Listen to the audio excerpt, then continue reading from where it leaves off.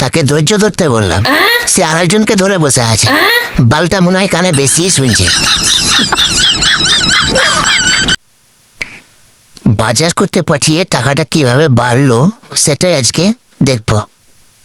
500 টাকা দিবে, চাল নিলাম 200 টাকা, হাতে থাকলো 300 টাকা। ডাল নিলাম 150 টাকা, হাতে থাকলো 150 টাকা। মুড়ি নিলাম 50 টাকা, হাতে থাকলো 100 টাকা। তেল নিলাম 100 টাকা, হাতে কি থাকলো 0। এবার যোগ করা যাক। 0 5 5 5 10 10 0 তাহলে 1 2 3 4 আর হাতে রাখা হলো 5। এটা কত হলো? তাহলে খরচ কত হলো? 500 টাকা। আর কত হলো?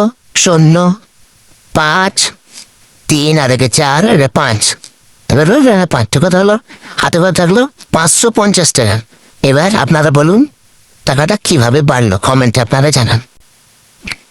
আমাদের দেশের নেতা মন্ত্রীগুলো অনেক ভালো, তারা গরিবদের জন্য লড়াই করে। কিন্তু একটা জিনিস বুঝে উঠতে পারছি না, তারা গরিবদের জন্য লড়াই করতে করতে করতে করতে নিজেরা কখন যে কোটিপতি বড়লোক হয়ে যায় তা মানুষও টের পায় না।